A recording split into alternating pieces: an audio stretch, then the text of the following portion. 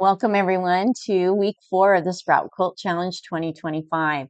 In this week's challenge, we have 2 quilt blocks that we're going to be doing.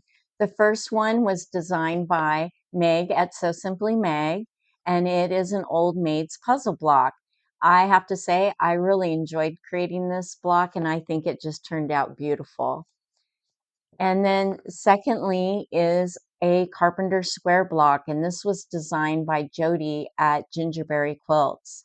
Don't let these little squares fool you. They're super easy to do, so don't be intimidated. And this block goes together similar to a log cabin. But before we get stitching, I want to take this time to thank our generous sponsors, Wonderful Specialty Thread. They have threads for hand stitching, machine stitching, and long arming. So check them out.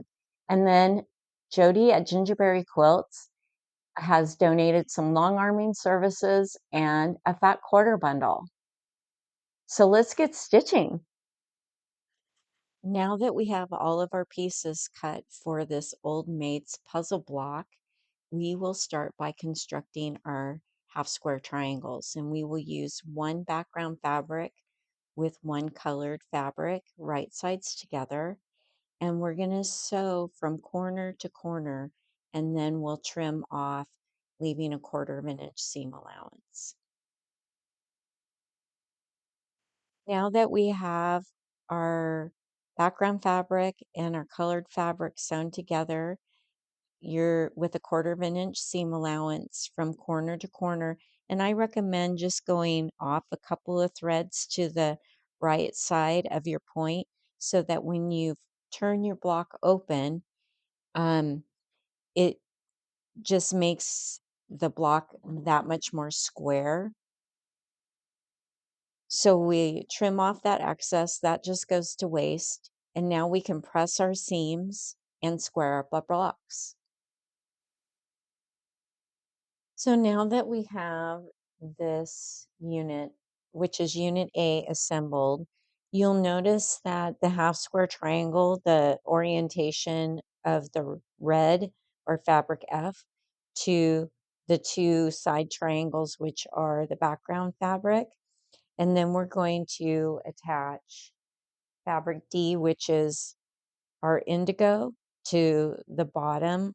So we'll have another diagonal seam going from corner to corner, and we will make 2 of these.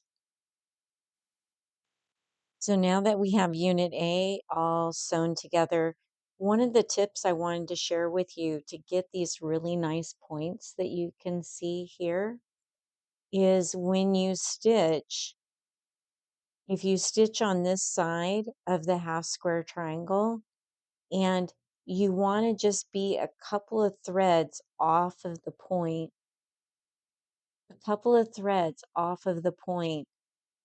where you've sewn previously, and that will help give you this really nice crisp point so that it doesn't end up jogged. And you can see here it's really nice. And again, just a couple of threads. Like you can't even say a scant, just a couple. Okay. So these 2 units are done. And now it's it's time for us to do the B assembly.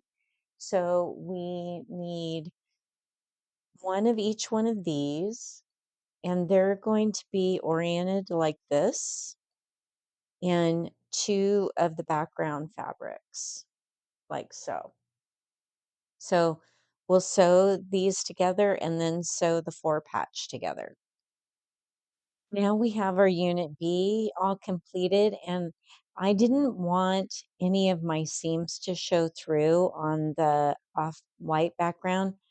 So I went ahead and spun my seams. You want to be really careful when you do this, so that you don't cut through to the front side of the fabric or cut through your seam.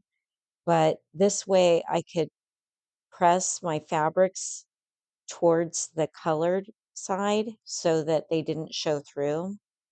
And I did it on both of these, and they turned out really nice, nice crisp points. and really good seam allowances down here on these points as well. So now we will, so now that we have Unit A and Unit B all completed, we can start sewing the 4 patch together.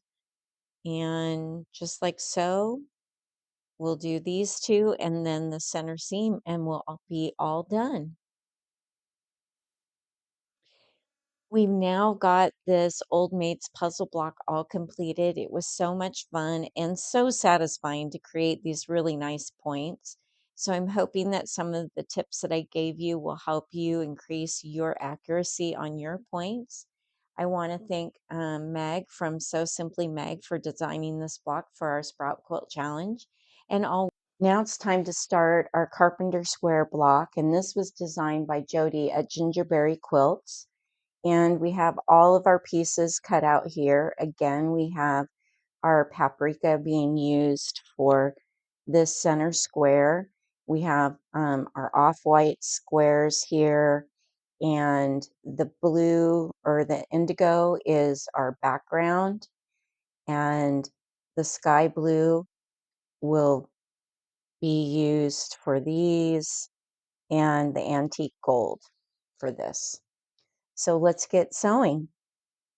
To create this Carpenter Square block, we're going to start by creating 4 of these units of the off-white and the indigo, and 2 of these strip units of the off-white and indigo. Now that we have our off-white and indigo units all stitched together and pressed, and I did press to the dark side, we'll now attach the antique gold and the sky blue and this I'm going to call it a 4-piece strip attached to the antique gold. Now that we have all of these units sewn together, it's time to start sewing the actual block together. So we'll start by sewing this paprika square to the indigo, and then once those are sewn together, we'll sew this indigo strip to these 2 squares. You can see this carpenter square kind of goes together similar to a log cabin. So now that we have this center unit done, we will attach the sky blue, and once this is attached, then we'll attach this sky blue piece here. Continuing to work around our carpenter square, we'll attach an indigo here, and then once these are sewn together, then we'll attach this indigo here. Now we can start attaching some of our segments. We're going to start by attaching this first and then this segment second. We'll attach more of the indigo. We'll do these first 2 here and then these 2 here. We'll continue working around attaching the strips. We'll now attach these 2 indigo strips to the other side of our block. So now that we have the main part of our block put together, it's time to put our final round of strips on. So we'll do the top and the bottom with a shorter indigo strip, and then we have these 2 longer strips that we'll attach to the sides. We'll press and then we'll be done. So we're all finished with this Carpenter Square block designed by Jody at Gingerberry Quilts, and I have to say I really enjoyed it. It was great watching how these off-white squares came together. The construction is pretty straightforward, like a log cabin, but a little bit more piecing. So thank you, Jody, for this wonderful quilt block, and of course, Meg at So Simply Meg Quilts. I was really satisfied with my points and couldn't be happier. If you've liked this video, give a thumbs up, share it, leave a comment, and of course, subscribe to the channel if you enjoyed it. Until next time, happy stitching.